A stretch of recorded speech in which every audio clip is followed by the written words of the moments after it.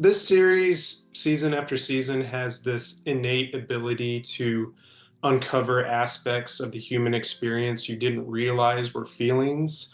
Like Mm, from the quiet moments of reflection with Danielle, looking at photographs in these immortalized moments of her success, whether it is photographs or statues, to Danielle saying a frame-worthy line, I think, of dialogue like there will never be a penalty for speaking the truth. It's just mm. astonishing. So, how would you say this season and all of what it has explored has adjusted or strengthened how you navigate your own emotional currents and understand what it means to be human?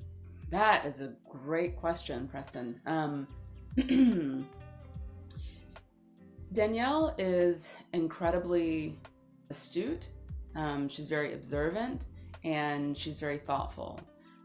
There are huge changes that she makes on the Happy Valley base when she goes around and checks out the scene and wants to see how are folks feeling. She wants to be the man on the street, keep her ear to the ground, and make sure that folks are feeling good. Those changes are big changes, like making sure that everybody can actually have access to bandwidth so that they can talk to their friends and family back home. Hmm. And there's small changes, like making sure that, that in a group setting, like you said, that everybody can have a voice and there's never going to be a penalty for speaking the truth. I think that when folks feel that their input is not only encouraged, but really wanted, and it's important to the overall product, people work better. People are more Hmm. efficient, they're more effective. There's so many qualities about Danielle this season that I just find admirable. And I think that that is one of them, her ability to be a truly good listener. I Yeah. think there's oftentimes a big sort of presence and push in our society for people who do a lot of talking. Hmm. And I think that's one of Danielle's best qualities is that she's just an incredible listener. Yeah, yeah, you're absolutely right. And I think that's why I love there's a scene early on this season where she talks about like how she's sat with certain things for the past 7 years. There's she's experienced loss and success and things like that. But how much are you sitting with all of what Danielle has experienced in the previous seasons, like all the happenings, and how often do your own thoughts and aspirations for her like line up with what actually happens in the new season when you get it? Hmm. I I would love to imagine that I'm some sort of A-league Meryl Streep who's able to completely divorce herself from the real me and the character I play. And I can't. It's like, Mm. trying to pick the soup out of the soup, right? And it's all Right, soup. right. So every day that I step onto set, I'm always playing an amalgamation of Krys through Danielle. I can't help it. I can't help but be me and bring me every day. So some of Danielle's sort of mannerisms and her qualities, they're Krys qualities, of course, because I'm playing her. But one of the things that I think I have to always remain true to is the script. And the script keeps me honest with the things that Danielle says and that she does. And so I sort of see it as like a glove and hand. I see the script as the glove and the hand is me. So you may not be able to see the hand inside of the glove, but she's in there. I think that's it. Yeah, I think that Yeah, answers. yeah.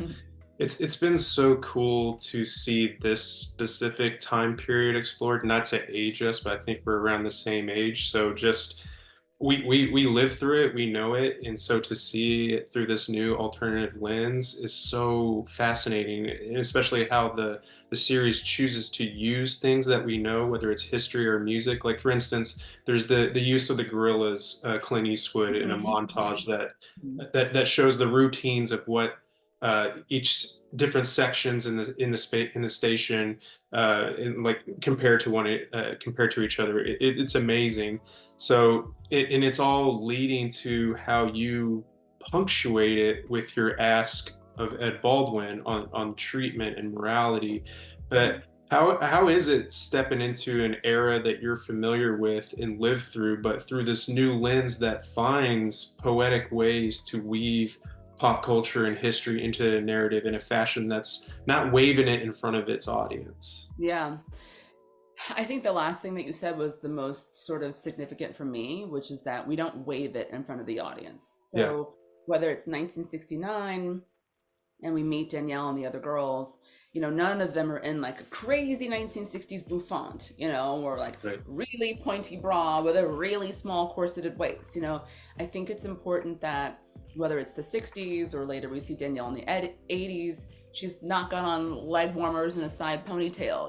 It's like we're talking about real people. And I don't know about you, but like when you look at photos of your mom and dad at their wedding, or you look at photos of your grandparents, of course you can see the nuance of the time period that they Yeah. lived in, but it's not a caricature. So I find that to be true even now as we play the story in 2003. The other thing I sort of love is that these are real people who live in Houston, Texas. They're not living in Paris or New York City. They're not at the forefront of fashion. So I was surprised in playing this that so much of Danielle's wardrobe in season three, which was 1995, looks very similar to her wardrobe in Yeah. 2003, largely because she's a woman of a certain age. She's still got the tailored pants that she had from 6, 7 years ago. She's still got these professional looking blazers. That there's not some massive wardrobe overhaul to an NSYNC t-shirt or whatever it would be that Right. would signify this 2003. So I think as far as like the fashion, overall costuming part and hair and makeup, I think it remains similarly.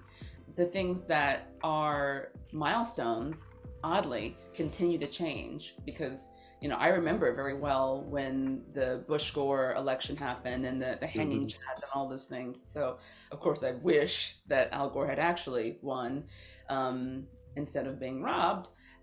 So yeah, I think it's really cool to see how we weave together what actually happened, what could have happened, what we maybe wished had happened. Yeah. And then as an actor, I find myself constantly researching because I'm like, wait, did this happen? Is this real? When did the fall of the Soviet Union occur?